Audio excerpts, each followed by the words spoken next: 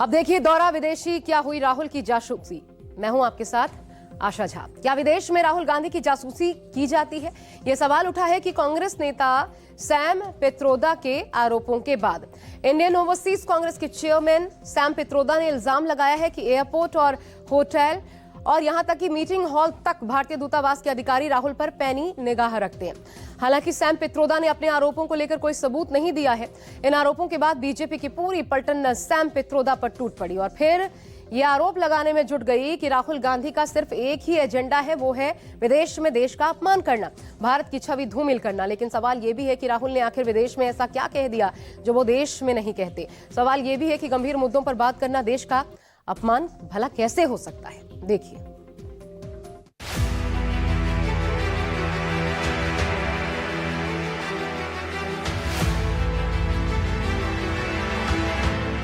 that we won the Haryana election, that we actually don't feel that the Maharashtra election was fair. There is a full-scale assault taking place on the institutional framework of our country. We asked direct questions to the Election Commission. I mean, I don't know if you've seen that press conference. Brazilian woman is voting in Haryana.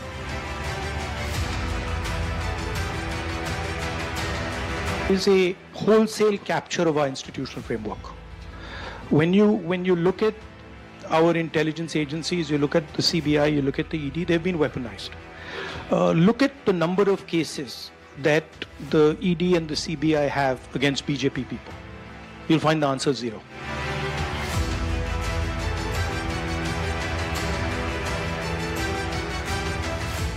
On the question of jobs, there is only one way that you can produce jobs at scale for a country like India, and that is manufacturing, right? And what we've done in India and what the BJP has done, they've completely disincentivized manufacturing. When they concentrate power into the hands of, 3 or 4 oligarchs, the Ambanis and Adanis of the world, demonetization, right? Demonetization systematically destroyed our small and medium industry, just wiped them out. 9 in the last 10 years in our manufacturing ability.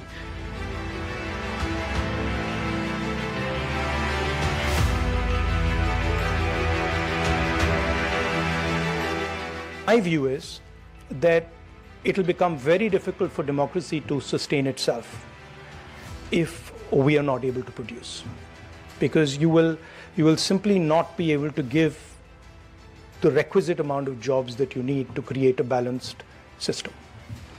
So I think huge part of the turbulence that we are seeing in Europe, in India, and in the United States, the polarization of the politics, is because we are not able to give our people jobs.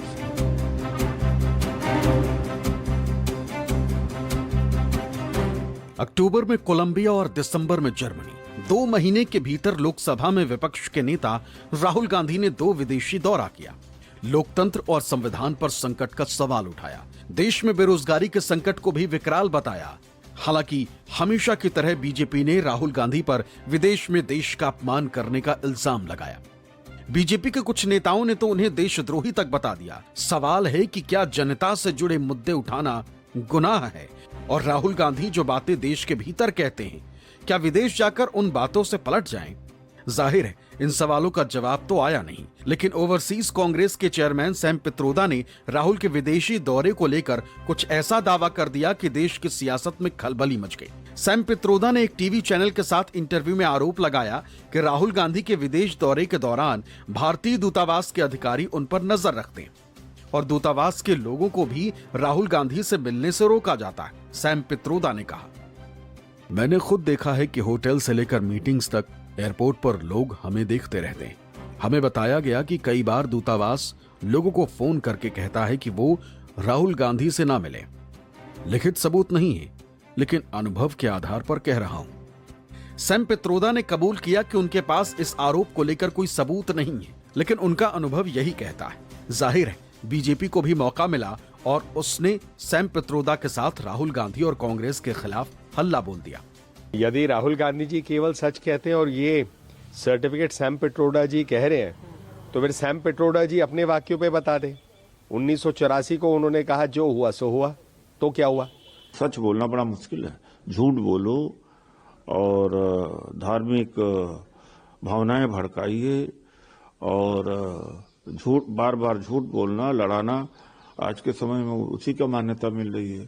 थे कि हमारे देश की जो economy है dead economy, जबकि लगातार पिछले कई सालों से हम लगातार फास्टेस्ट ग्रोइंग इकॉनमी है, तो क्या वह ठीक था? ऐसा हो सकता है, जरूरी है, क्योंकि राहुल जी जब देश में होते हैं तो सत्य बोलते हैं, विदेश में भी जाते हैं तब भी सत्य बोलते हैं। राहुल जी बोलते हैं कि यहाँ पे डेमोक्रेसी को वीक किया जा रहा है, वोट चोरी हो रही है, हम सब भी बोलते हैं। और जब विदेश में कोई ये चीज़ पूछता है, जब भारत के स्टूडेंट्स पूछते हैं, कोई भी पूछते हैं, तो वो बोलते हैं हाँ हमारे देश के लोकतंत्र को कमजोर करने की कोशिश बीजेपी कर रही है। तो क्या होता है जब राहुल जी वहाँ पे भी सत्य बोलते हैं तो बीजेपी वालों को मिर्चियाँ लगती हैं। सैम पित्रोदा के दावे में कितनी सच्चाई है ये तो वही जानेंगे, लेकिन राहुल गांधी से बीजेपी नेताओं की सियासी अदावत समझ से परे नहीं। वजह ये कि वो चाहे देश में हो या फिर विदेश में, वो जनता के असली मुद्दे उठाते हैं। जिन सवालों पर सत्ता बहस से बचती है, राहुल उसी मुद्दे को उछाल देते हैं। हालिया जर्मनी दौरे में भी ऐसा ही हुआ, जब राहुल गांधी ने बर्लिन के हर्टी स्कूल के साथ छात्रों से संवाद में राहुल गांधी ने आरोप लगाया था कि भारत में चुनाव निष्पक्ष नहीं हो रहे और चुनाव आयोग सबूत देने के बाद भी कोई एक्शन नहीं ले रहा, चाहे कर्नाटक हो, महाराष्ट्र हो या फिर Haryana. We've won election in Telangana, we've won election in Himachal Pradesh. We've been raising issues as far as the fairness of elections in India is concerned.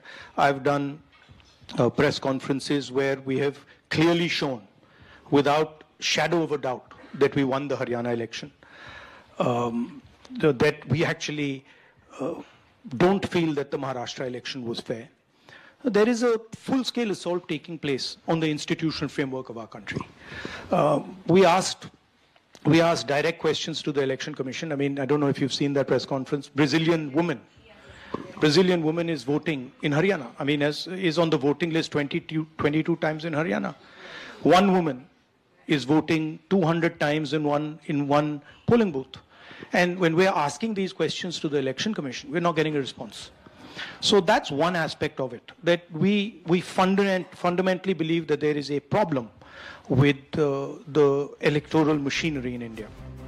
दरअसल जर्मनी की राजधानी बर्लिन में राहुल गांधी ने वही बात कही जो वो देश के संसद से सड़क तक हर जगह चीख चीख कर कह रहे थे। अपने आरोपों और खुलासों का सबूत भी दे रहे थे, लेकिन चुनाव आयोग ने राहुल के इल्जामों और सवालों को सिरे से खारिज कर दिया। जांच करवाना भी उचित नहीं समझा। बिहार के सड़कों पर भी राहुल ने वोट चोरी का मुद्दा जोर शोर से उठाया था। दलील ये कि चाहे चुनाव आयोग को या फिर दूसरी संवैधानिक संस्थाएं, मौजूदा हुकूमत ने सब पर अपना कब्जा जमा लिया। बर्लिन के हर्टी स्कूल से भी राहुल ने इसी बात को दोहरा दिया।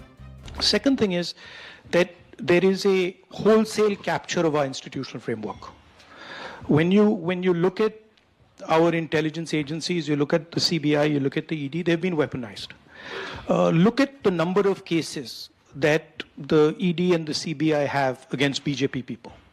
You'll find the answer zero, right? And look at the number of cases they have against people who oppose them, and you'll find that pretty much most of them are political cases. And so there is a weaponization of the institutional framework. There's a capture of the institutional framework. If you're a large businessman and you try to support the Congress party, you're threatened. The ED, the CBI, these people land up. So there is an atmosphere in India where the institutions are not performing the role that they should be performing. Germany में राहुल ने यह भी दावा किया कि भारत में रोजगार का संकट बेहद गंभीर हो चला है और उसकी वजह यह है कि सरकार मैन्युफैक्चरिंग पर ध्यान नहीं दे रही। जो छोटे और लघु उद्योग बड़े पैमाने पर रोजगार का निर्माण कर सकते हैं, उन्हें नोटबंदी और गलत जीएसटी लागू करके तबाह कर दिया गया। On the question of jobs, there is only one way that you can produce jobs at scale for a country like India, and that is manufacturing, right? And what we've done in India and what the BJP has done, they've completely disincentivized manufacturing. When they concentrate power into the hands of, 3 or 4 oligarchs, the Ambanis and Adanis of the world, these are not guys who are interested in manufacturing. If you look at what they do, they're trading companies, they're not producing companies. right? GST, for example, which today is completely anti-producer and pro-consumer, we would try and realign some of those structures. You take something like demonetization, right? Demonetization systematically destroyed our small and medium industry, just wiped them out. 9 in the last 10 years in our manufacturing ability. So that's what we do. Rahul ने बेरोजगारी के संकट के लिए मोदी सरकार की आर्थिक नीति को कसूरवार ठहराया। दलील ये कि सरकार ने मैन्युफैक्चरिंग का जिम्मा चीन को दे दिया है और इसलिए भारत के लोग चीनी सामान इस्तेमाल करने को मजबूर हैं। Hurting our politics is that the West, and to an extent India, have handed over production to the Chinese. So if you looked at the world in the 40s, 50s, 60s, you found that America dominated production, and then later Germany, Italy, Japan, Korea dominated production. Today, China dominates production. And what that means is that it is very difficult to give large numbers of people employment. You cannot, country like India, country the scale of India, even country like the United States, even a country like Germany cannot give its people employment based on services. You have to have a production economy, you have to have manufacturing, and we have handed all that to the Chinese. So the next big question is, in this transition, how do democracies produce? China has shown the world that you can produce in a non-democratic environment. We have to prove to the world that actually you can produce in a democratic environment. So what are the models that are required? How do you think about production in a democratic environment? And what are the type of partnerships that India, the United States, and Europe can create to produce in a democratic environment? Rahul Gandhi को विदेश से लौटे भी कई दिन गुजर गए, लेकिन बीजेपी नेता अब भी राहुल गांधी के विदेश दौरे पर ही सवाल उठा रहे हैं। इल्जाम ये कि राहुल का एकमात्र एजेंडा भारत को नीचा दिखाना। मोदी जी जब भी विदेश यात्रा पर जाते हैं तो एक ही एजेंडा होता है, भारत को नीचे दिखाना, भारतीय व्यवस्थाओं को ठेंगा दिखाना, भारत की लोकतंत्र पर प्रश्न चिन्ह खड़े करना और यहाँ तक कि संवैधानिक संस्थानों को लगातार अपमानित करना है। अगर यही राहुल गांधी जी का सच है तो सच्चाई ये है कि जिस परिवार और पार्टी ने देश में 6 दशकों तक राज किया, आज वो भारत को कोई कसर नहीं छोड़ता अपमानित करने के लिए। सवाल है कि बीजेपी को राहुल से इतनी परेशानी क्यों है? क्या सिर्फ विदेशी दौरों से ही परेशानी है या फिर उन मुद्दों से परेशानी है जिन्हें वो गंभीरता से रखते हैं?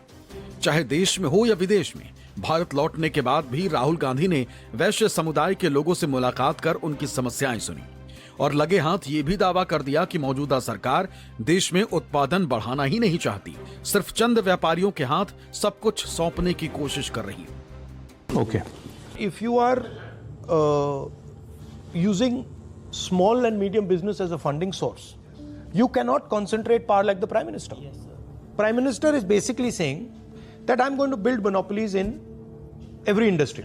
After that, he is saying that none of these monopolies can support the opposition. Exactly. Khatam Gani. He thinks that India can become like a Japan or a Korea. But what he does not realize is that their monopolists are all producers. Our monopolists are all traders. Yes, all traders. They're exporting it. So our guy will never produce like a Honda or a Toyota or a Nissan. Something else. They are innovators also. Innovators. No, our guys are innovators. Sir हमारे साथ हमारे में innovation की कोई कमी नहीं है. We can do it. Sir, Easily. We have the potential, but we are not using the potential. Sir, we don't have funds for that. Sir हमारे साथ It's a finance. Specifically मुझसे आप क्या चाहते हो? कोई एक चीज रेज करनी है क्या? बेसिक प्रॉब्लम ये है कि हम लोगों का बिजनेस लगभग खत्म हो गया सर। वतन वापसी के बाद राहुल गांधी ने उन्नाव की रेप पीड़िता और उसके परिजनों को घसीटे जाने का विरोध किया। ये सवाल भी उठाया कि आखिर रेप के दोषी और उम्र कैद की सजा पा चुके बीजेपी विधायक को 6 साल के भीतर ही जमानत कैसे मिल गई।